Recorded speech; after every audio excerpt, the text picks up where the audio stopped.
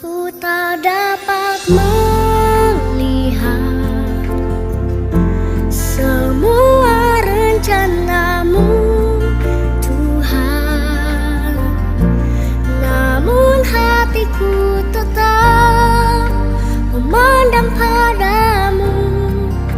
Kau tuntun langkahku. Walau ku tak dapat berharap atas kenyataan hidupku, namun hatiku tetap memandang padamu. Kau ada untukku. Walau ku tak dapat melihat semua rencanamu, Tuhan, namun hatiku tetap memandang padamu. Kau tuntun langkahku.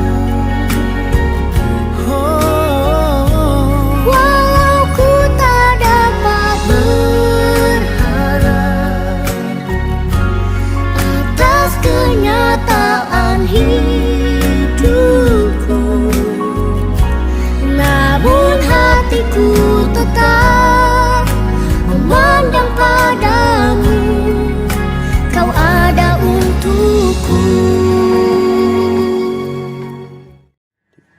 Selamat pagi, Joshua, Manbanta Krina, saudara-saudara yang dikasih oleh Tuhan Yesus Kristus. Sebelum kita membaca kebenaran firman Tuhan yang ada di dalam Alkitab yang menjadi bahan sepenteduh kita pada hari ini, mari kita bersatu dalam doa. Kita berdoa.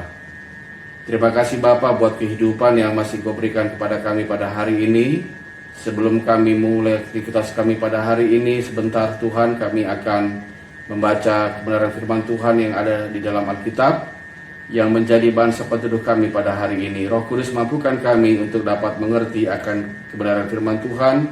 Roh Kudus juga yang memampukan kami untuk melakukannya dalam hidup kami. Hamba-Mu yang akan menyampaikan kebenaran firman Tuhan, Engkau bersama dengan dia, dengan Roh-Mu yang kudus. Berbicaralah melalui hamba-Mu ya Bapa, agar kebenaran firman Tuhan boleh disampaikan pada saat ini. Dalam nama Yesus kami berdoa.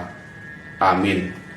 Saudara-saudara yang dikasihi oleh Tuhan Yesus Kristus, firman Tuhan yang menjadi bahan renungan kita pada hari ini diambil dari kitab Nabi Yesaya pasal 30 ayat 18. Kitab Nabi Yesaya pasal 30 ayat 18 berbunyi demikian. Sebab itu Tuhan menanti-nantikan saatnya hendak menunjukkan kasih-Nya kepada kamu. Sebab itu Ia bangkit, hendak menyayangi kamu. Sebab Tuhan adalah Allah yang adil. Berbahagialah semua orang yang menanti-nantikan Dia. Saudara-saudara yang dikasihi oleh Tuhan Yesus Kristus, melanjutkan ajakan pertobatan yang telah diungkapkan pada teks Alkitab sebelumnya, Nabi Yesaya tetap mengajak umat supaya bertobat. Mereka diajak untuk tidak meminta pertolongan kepada Mesir. Ini berarti mereka juga harus memusnahkan berhala-berhala Mesir. Dalam perjanjian baru, jika satu bangsa memohon pertolongan dari bangsa lain yang lebih kuat, ini juga berarti bahwa mereka mohon bantuan kepada dewa-dewa bangsa itu. Maka Israel diajak untuk meminta pertolongan hanya kepada Tuhan. Dalam ayat 22 disebutkan, engkau akan menganggap najis patung-patungmu apabila engkau berseru-seru pada saat ia mendengar teriakmu, ia akan menjawab. Ayat 19. Jika mereka mau berbalik dan memohon perlindungannya hanya kepada Tuhan, maka Tuhan akan menolong mereka. Pada waktu Asyur menyerang mereka, Tuhan akan menolong mereka serta menyembuhkan yang terluka.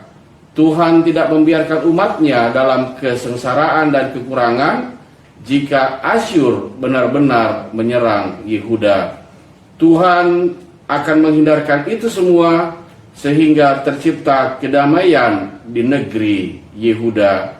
Mereka akan dapat bercocok tanam dan berternak dengan keamanan dan kedamaian yang dijamin oleh Tuhan, pelindung umatnya.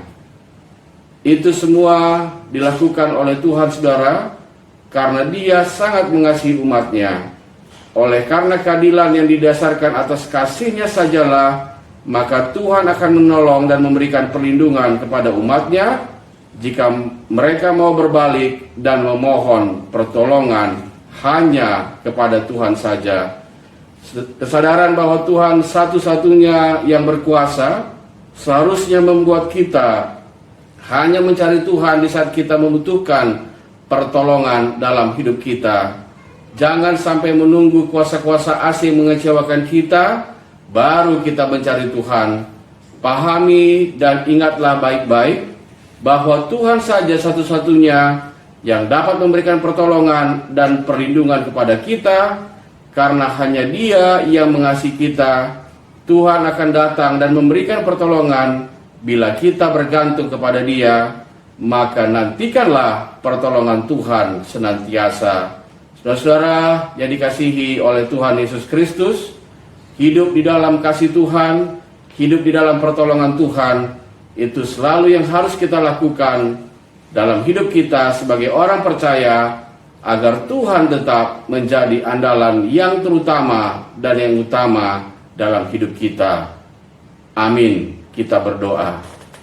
Terima kasih Bapa untuk firman yang boleh kami dengarkan pada hari ini.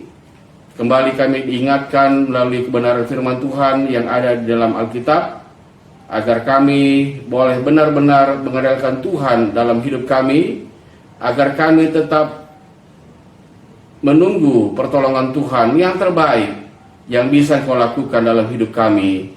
Mampukan kami Bapa di dalam kami melewati hari-hari kehidupan kami untuk tetap berharap akan pertolongan Tuhan dan tetap mengandalkan kuasa Tuhan dalam hidup kami.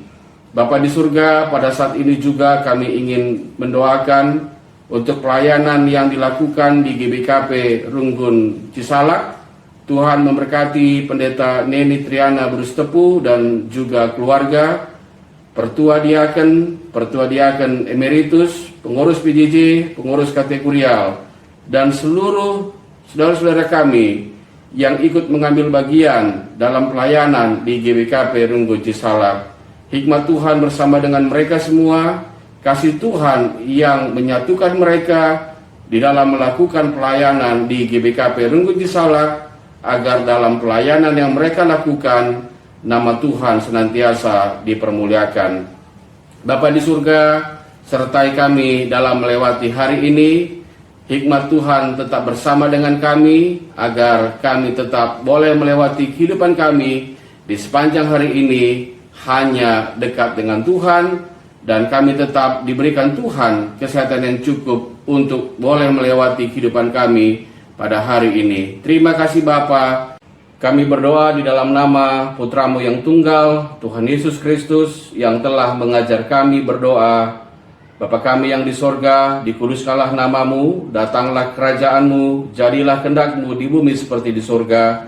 Berikanlah kami pada hari ini makanan kami yang secukupnya, dan ampunilah kami akan kesalahan kami, seperti kami juga mengampuni orang yang bersalah kepada kami. Dan janganlah membawa kami ke dalam pencobaan, tetapi lepaskanlah kami daripada yang jahat, karena Engkaulah yang punya kerajaan dan kuasa dan kemuliaan sampai selama-lamanya. Amin.